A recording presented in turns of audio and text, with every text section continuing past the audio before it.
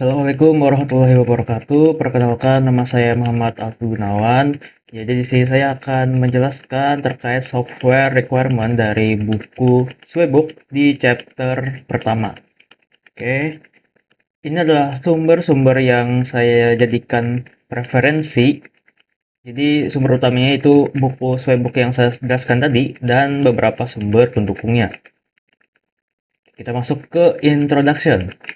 Jadi, menentukan requirement itu atau kebutuhan sistem adalah pekerjaan yang memang beresiko tinggi karena kesalahan di tahap awal itu bakal bisa merusak desain, penulisan kode, hingga proses pengujian.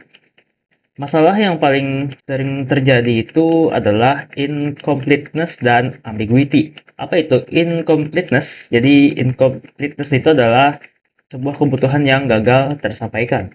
Dan ambiguity, yaitu satu kalimat spesifikasi ditafsirkan dengan berbagai cara. Nah, selain itu, dokumen requirement penting untuk jangka panjang karena membantu programmer baru memahami alasan suatu kode ditulis. Jadi misalkan programmer yang lama itu resign. Nah, nanti bakal ada programmer baru yang dapat melanjutkan software kelanjutan pembuatan softwarenya karena ada sebuah dokumen itu. Oke, lanjut. Konsep dasar software requirement. Jadi, requirement itu adalah syarat mutlak yang dibutuhkan oleh pengguna untuk memecahkan sebuah masalah. Yang pertama yaitu functional requirement. Jadi, functional requirement ini mengatur perilaku dan fungsionalitas sistem. Contohnya adalah saldo rekening tidak boleh negatif. Terus yang kedua yaitu non-functional requirement.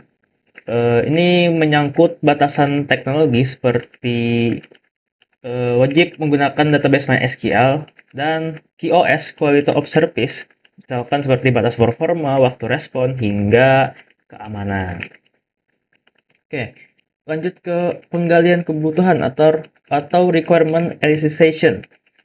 Jadi kebutuhan sistem ini diperoleh dari berbagai stakeholder melalui wawancara, kuesioner, dan prototyping.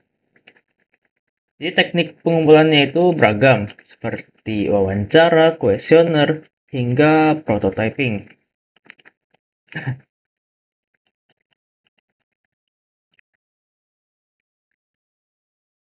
Namun karena mayoritas kebutuhan awal ditulis dengan bahasa sehari-hari yang sangat rentan ambigu, spesifikasi ini perlu dibantu dengan pemodelan semi-formal, misalkan menggunakan use case diagram untuk meminimalkan salah tafsir oleh programmer.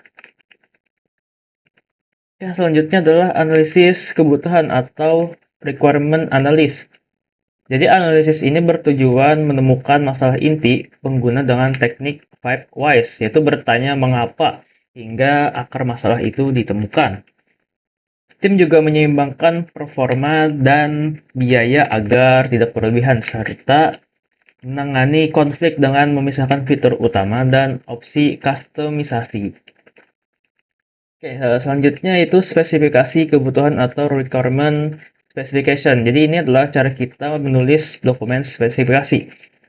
Nah, beberapa format yang biasa digunakan untuk menspesifikasikannya yaitu sebagai berikut. Yang pertama adalah natural language, bisa terstruktur seperti form story, user story maupun tidak terstruktur. Yang kedua yaitu acceptance criteria based. Jadi ini tulis sebagai skenario pengujian, misalkan behavior driven development dengan format given, when, dan. Terus yang ketiga yaitu model based. Jadi dia menggunakan bahasa visual atau diagram seperti UML. Dokumen ini harus diberi atribut seperti ID, prioritas pemohon, dan bisa dirilis secara bertahap atau dicetak ulang dari awal. Selanjutnya yaitu validasi kebutuhan atau requirement validation. Jadi validasi ini dilakukan untuk memastikan bahwa dokumen sudah merekam kebutuhan dengan akurat. Bisa juga dengan reviews, yaitu peninjauan langsung oleh analis, klien, dan programmer untuk mencari ambiguitas. Simulasi untuk skenario model formal atau pembuatan prototyping agar pengguna dapat mencoba langsung tampilan visual sistem dan mencegah programmer membuat fitur yang salah sasaran. Selanjutnya yaitu manajemen kebutuhan atau requirement management. Jadi seiring jalannya proyek, requirement itu pasti berubah. Jadi manajemen kebutuhan itu meliputi yang pertama, scrubbing, membuang fitur yang tidak memberi nilai sepadan atau di luar lingkup demi menekan biaya. Lalu yang kedua adalah change control. Prosedur ketat ketika klien meminta perubahan mendadak, termasuk menganalisis dampaknya ke jadwal dan biaya. Yang terakhir yaitu scope matching, memastikan agar cakupan tugas tidak lebih besar daripada kapasitas proyek, tenaga kerja, maupun jadwal. Oke, selanjutnya adalah pertimbangan praktis atau practical consideration. Jadi, pengerjaan requirement di dunia nyata itu selalu iteratif atau berulang. Tidak semua fitur itu harus dikerjakan bersamaan. Maka butuhlah prioritas untuk mencari fitur yang wajib ada dengan bagus nih kalau ada. Jadi requirement tracing sangat penting agar setiap baris kode yang dibuat jelas berasal dari dokumen spesifikasi resmi serta mempermudah analisis dampak jika sistem harus dirubah. Lalu selanjutnya adalah alat bantu atau software requirement tools. Jadi dengan mengandalkan spreadsheet itu sangat tidak efisien untuk proyek skala besar. Oleh karena itu, kita harus memanfaatkan tools seperti yang pertama yaitu manajemen tools seperti Jira untuk melacak riwayat perubahan. Lalu ada modeling tools untuk menggambar sebuah diagram UML. Dan yang ketiga adalah test case generation tools untuk merumuskan skenario tes uji otomatis berdasarkan spesifikasi bisnis. Oke, selanjutnya adalah penerapan nyata dan keterkaitan dengan AI atau Large Language Models. Jadi LLM ini bisa membantu tugas perancangan seperti mendeteksi kalimat ambigu dan menstandarkan format ke user story atau BDD. Jika sistem yang dibangun adalah berbasis AI itu sendiri, spesifikasi kebutuhannya itu lebih kompleks karena sifatnya ini non-deterministik. AI itu dapat berhalusinasi atau jawabannya bisa berubah-ubah. Dan batasan quality of service untuk AI itu harus ketat seperti batas akurasi untuk mencegah informasi halusinasi dan tingkat keamanan yaitu kebal terhadap prompt injection.